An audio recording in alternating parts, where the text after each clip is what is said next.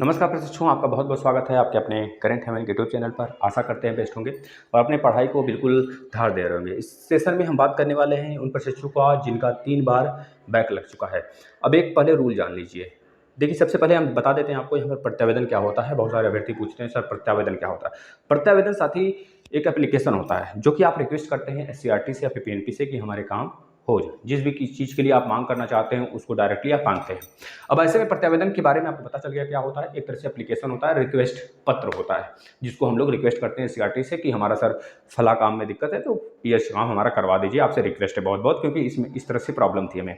तो एक प्रकार से आप जैसे कि एप्लीकेशन लिखते थे ना टीचर को, मम्मी पापा को, इस तरह से भाई बहन को कहीं दूर है तो वही एक तरह से एप्लीकेशन है, ठीक है ना। अब देखिए साथी, अगर प्रत्यावेदन की बात करें, जो DLED प्रशिक्षु हैं क्यों प्रत्यावेदन देते हैं साथी, जैसे कि इन्होंने मतलब कि फोर्थ चांस के लिए प्रत्यावेदन देते हैं। अब फोर्थ चांस के लिए रूल भी एक है साथी, वो रूल क्या है। ऐसे में सभी प्रशिक्षु का जिस सेमेस्टर में 3 बार बैक लग चुका है, 3 बार बैक मतलब कि एक बार आपने फ्रेश दिया था और 2 बार बैक किसी एक सेमेस्टर के किसी एक सब्जेक्ट में, जैसे सेकंड सेमेस्टर वाले 2018 बैच के 2017 बैच के सेकंड सेमेस्टर में मैथ में मैक्सिमम प्रशिक्षु का बैक है, तो मतलब 3 बार बैक हो गया। एक बार फ्रेश आपने दिया और 2 बार बैक दिया। तो SCRT की गाइडलाइन में साफ साफ लिखी हुई है सारी चीजें कि ऐसे प्रशिक्षु का जिनका 3 बार बैक है उनका एक तरह से DLED समाप्त हो जाएगा, है ना। एक तरह से और भी एक तरह से प्रक्रिया है कि जैसे कि जो इनका सेमेस्टर बैक है 2 बार, उनका भी DLED खत्म हो तो DLED कभी कर ही नहीं सकते। और लेकिन जिनका 3 बार एक तरह से बैक हो गया तो एक तरह से वो DLED कर सकते हैं, दोबारा कर सकते हैं, लेकिन एक तरह से उनका उस समय पूरा कंडीशन खत्म हो गया। जैसे सेकंड सेमेस्टर में तो उनको फर्स्ट सेमेस्टर से फिर से करना पड़ेगा, है ना। समझ रहे हैं नहीं इस बात को।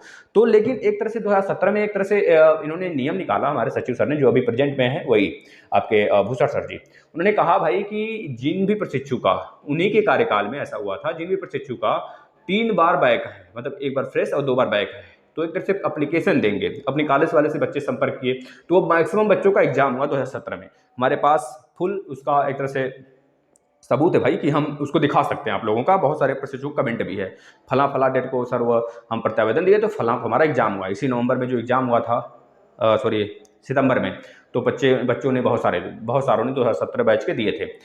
तो ऐसे में 2018 बैच के प्रशिक्षु परेशान ना हो, चाहे 2017 बैच के प्रशिक्षु हो परेशान ना हो, आप सभी लोग प्रत्यावेदन दिए हैं 15 जनवरी से पहले तो आप सभी के आएंगे। एक तरह से डेट शीट निकाला जाएगा। अब देखिए साथी, डेट शीट में क्या होता है, जैसे कि हमारे SCRT जो हैं, हम बताते हैं क्या करना है। सभी लोग लास्ट तक बने रहेंगे, लास्ट तक बने रहिए भाई, तभी समझ में सारी चीजें आएंगी क्या करना है अब हमको आगे।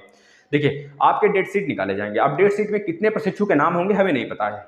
बच्चों ने फॉर्म भर रखा है लगभग 10,000, मतलब 8,000 से ज्यादा, 8,000 प्लस बच्चों, लगभग मान सकते हैं 10,000। अब 10,000 बच्चों ने एक तरह से एप्लीकेशन दिया हुआ है, प्रत्यावेदन दिया हुआ है। अब जब प्रत्यावेदन दिए हैं तो क्या सबका एग्जाम कराया जा सकता है इस बार?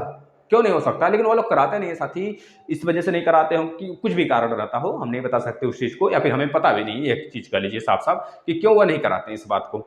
अब वो चीजें आपको पता है साथी कि पिछली बार भी कम प्रशिक्षुओं को हुआ था एग्जाम, इस बार भी जितने डेट शीट में जितने प्रशिक्षु का नाम होगा, उस सीट में जितने प्रशिक्षु का नाम होगा वही बस एग्जाम देंगे। अब ऐसे में आपको PNP पे कुछ नहीं हो सकता। PNP पे अगर आप जाएंगे कि सर सारे प्रशिक्षु का नाम आए उस लिस्ट में, तो ऐसा कुछ नहीं हो सकता।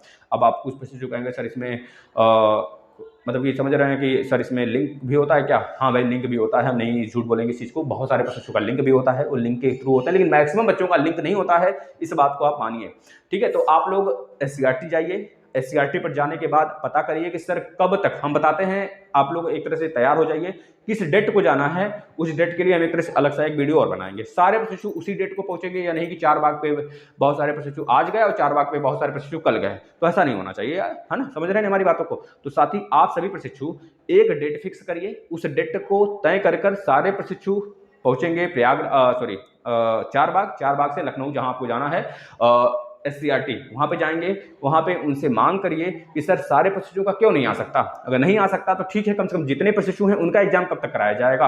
अब जिनका एग्जाम नहीं होगा इसका मतलब यह नहीं कि उनका एग्जाम कभी नहीं हो सकता, उनका भी एग्जाम हो सकता है, दोबारा फिर से दोबारा करवा सकते हैं। जैसे 2017 में हुआ था, एक बार नहीं एग्जाम ले सके थे तो दोबारा के रूप में सारे प्रशिक्षु का एग्जाम कराया गया था। ऐसे में आप सभी के साथ भी होगा साथी, बिल्कुल भी घबराने की बात नहीं है। अब जो प्रशिक्षु प्रत्यावेदन नहीं दिए हैं उनकी बात ही छोड़िए, वो नेक्स्ट टाइम इंतजार करेंगे। ऐसे में आप सभी का एग्जाम होगा, बिल्कुल भी घबराने की बात नहीं है। अब कब होगा, ये चीजें निकल के आ रही हैं सामने कि भाई आपका मई में ही एग्जाम होगा और आप लोग तैयार रहिए। मई में यानी कि मई में अब आप लोग को भ्रमित किया जा रहा है, जैसे कि कुछ प्रशिक्षु हैं, सर अगर हमारा एग्जाम डेट आता है तो क्या सर हमें फॉर्म भरना होगा, एग्जामिनेशन फॉर्म? तो एग्जामिनेशन फॉर्म वगैरह नहीं भरना है साथी आपको सिंपल सा जो डेट शीट आएगा, अगर उसमें नाम है आपका तो उसी समय आप फीस देंगे, एग्जामिनेशन फीस देंगे, जितना लगता है सारे प्रशिक्षु का उतना देने के बाद आपके एडमिट कार्ड तुरंत मिलेंगे। ऐसे में आप एग्जाम दे सकेंगे डेट के अनुसार। ठीक है, बस यह सारा का सारा प्रारूप रहा। अगर अभी भी कोई डाउट है तो कमेंट करिएगा, और जो लोग कह रहे हैं प्रत्यावेदन वालों का एग्जाम नहीं होगा तो उनसे आप बचिए। सिंपल सा हम ये कहना चाहते हैं, आप अपनी पढ़ाई पर ध्यान दीजिए। सारे क्लास सेकंड सेमेस्टर के मैथ में अगर बैक है जिन प्रशिक्षु का, सारा सब कुछ कराया गया है। प्लेलिस्ट में आइए, मैथ पूरा बाँच डालिए। अगर इस बार बैक लगा तो कहीं के नहीं रहेंगे। फिर यही हम कहना चाहते हैं कि आप अपने भविष्य खुद से सुधारिए साथी। नमस्कार। अगर कोई गलत बातें हम कह दिए हों तो माफ़ी दीजिएगा, क्योंकि आप हमारे बड़े भाई बहन हैं। अगर गलती से कुछ छोटे भाई से कुछ निकल भी जाता है तो उसके हम माफ़ी के हकदार होते हैं कि नहीं होते हैं, आप खुद समझ सकते हैं। अगर हैं तो माफ़ कर दिया करिए, अन्यथा कंडीशन बता दिया करिए कि ये चीज़ें हैं छोटे, सुधार लो तो हम उनको सुधार सकते हैं ना। धन्यवाद।